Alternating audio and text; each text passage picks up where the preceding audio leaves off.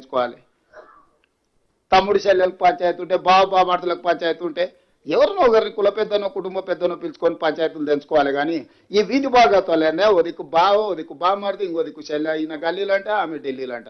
ఏంటి ఇది? తెలంగాణ సమాజం గమనిస్తలేదా? ఈ వీధి భాగవతాలు మంచివి కావు.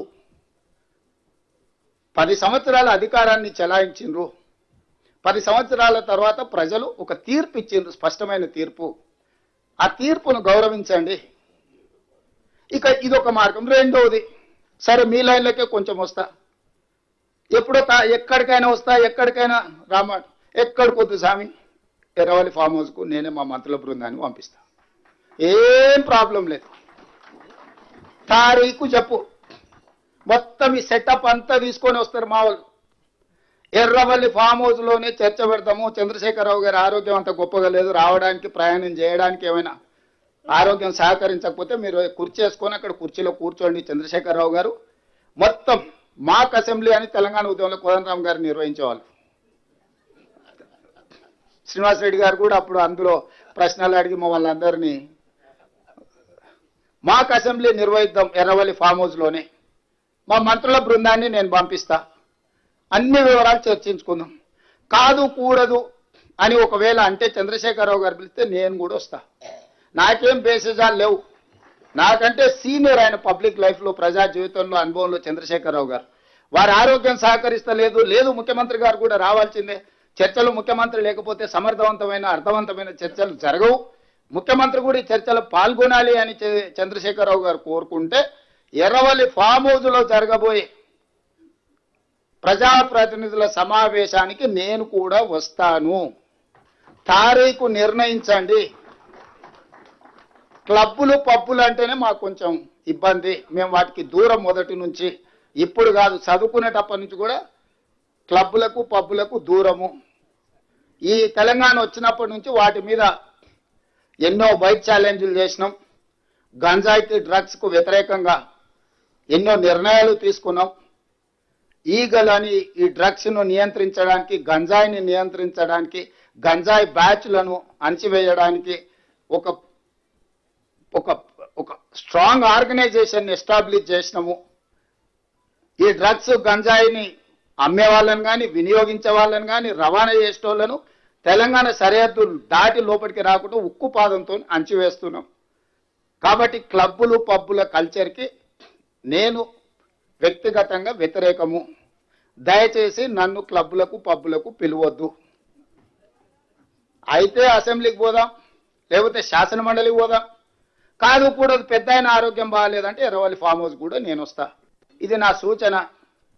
ఎవరు పెరిగిన నేపథ్యం వాళ్ళని అట్లా మాట్లాడిస్తుంటే నేను అది కూడా కాదన్నాను.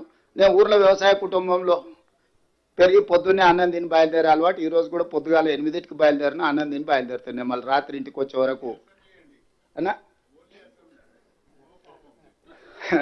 శ్రీహరి గారు అట్లా కుదరదు, అదేంది మాకు అంటారు. కానీ కొన్నిసార్లు మనం కొన్ని వెసులుబాట్లు కల్పించాల్సి వస్తుంది, మినహాయింపులు ఇవ్వాల్సి వస్తుంది. సో మినహాయింపులు ఇచ్చైనా సరే మనం చర్చ, అంటే నా ఉద్దేశం చర్చ జరగడం, ప్రజలకు వివరాలు అందించడం, వాస్తవాలను ప్రజలకు చేరవేయడమే మా యొక్క ఉద్దేశము. ఇక్కడ ఈ సమావేశాన్ని పెడితే ఒక మాజీ మంత్రి గారు ఫోన్ చేసి మా శ్రీధర్ బాబు గారికి అట్లెట్లా మీరు అక్కడ పెట్టుకుంటారు, మీరు పెట్టుకోవడానికి లేదు కదా అంటాడంట. ఇది ప్రజాభవన్. ఇక్కడ ప్రజలు వచ్చి రెగ్యులర్గా రిప్రజెంటేషన్స్ ఇస్తారు. ప్రజా సమస్యలకు పరిష్కారం కోసమే ఇది కట్టింది. ఇది గడి కాదు, కొద్ది మందికి పరిమితమైన వేదిక కాదు. ప్రజలు ఎవరైనా బాజాప్తా రావచ్చు, చెప్పుకోవచ్చు, ధర్మగంట కొట్టవచ్చు. ఇక్కడ ధర్మగంట కొడితే ప్రభుత్వం పలుకుతుంది, వాటిని పరిష్కరిస్తుందని. ధర్మగంట కొట్టడానికి రాజులు ఉన్నప్పుడు, రాజ్యాలు ఉన్నప్పుడు కూడా ధర్మగంట ఉండేది. పౌరులు వచ్చి ఆ గంట కొడితే ఏంది నీ సమస్య అని వినడానికి వేదిక ఉండేది. రాజరికంలో కూడా ధర్మగంట ఉండేది. అలాంటిది మీరు ధర్నా చౌక్ బంద్ చేస్తారు, ధర్మగంట బంద్ చేస్తారు, వీటిలల్లో గద్దరన్న లాంటి వాళ్ళకు ప్రవేశం నిషేధిస్తారు. వీటన్నిటిని బార్లా తెరిచి ప్రజలందరూ మేము ఆహ్వానించి ప్రభుత్వం అధికారికంగా ఇంతమంది ప్రజాప్రతినిధులను, అధికారులను పిలిచే సమావేశాన్ని ఏర్పాటు చేసుకుంటే హరీష్ రావు గారికి అభ్యంతరం. హరీష్ రావు గారు ఫోన్ చేసి మా శ్రీధర్ బాబు గారిని బెదిరిస్తున్నాడు, అట్లెట్లా పెట్టుకుంటారు మీరు అని. ఏంది పద్ధతి? అంటే ఇప్పుడు ఏదైనా వాస్తవాలను వివరించడానికే ప్రజా వేదికలను మేము వాడుకుంటున్నాము. మేము వ్యక్తిగత ప్రయోజనాల కోసం దేన్ని వాడుకోవడం లేదు. ఇవాళ మీకు అన్ని కూడా వాస్తవాల ప్రాతిపదికన ఒక క్రొనాలజీ ప్రకారం మంత్రి గారు వివరించారు. దీన్ని ఒక నివేదిక రూపంలో, బుక్లెట్స్ రూపంలో కంప్లీట్ గా నివేదిక తయారు చేసి రాష్ట్ర ప్రభుత్వం తరఫున వివరాలు అందరికీ కూడా అందించాలి. అదేవిధంగా బట్టి విక్రమార్క గారు చెప్పినట్టు ఎక్స్పర్ట్స్ తోని, అదేవిధంగా స్టేక్ హోల్డర్స్ తోని కూడా మళ్ళొకసారి పవర్ పాయింట్ ప్రజెంటేషన్ కూడా పెట్టడానికి శాఖ మంత్రి గారు కొంత ఇనిషియేట్ చేయాలి. మూడవది ఇది అయిన తర్వాత పాత 10 ఉమ్మడి జిల్లాలకైనా పెద్దలు కోదండరామ్ గారు, కడియం శ్రీహరి గారు, కేశవరావు గారు లాంటి వాళ్ళు మొదటి నుంచి తెలంగాణ ఉద్యమంలో ఉండి హక్కుల కోసం కొట్లాడిన వాళ్ళు పాత ఉమ్మడి 10 జిల్లాలైనా కనీసం దీన్ని ప్రజలకు వివరించే విధంగా ఒక కార్యాచరణ తీసుకొని ప్రజలకు వివరిస్తే తెలంగాణ ప్రజలకు వాస్తవ పరిస్థితులు అవగాహనలోకి వస్తాయి. వాస్తవాలను వివరించిన వాళ్ళు అయితాము.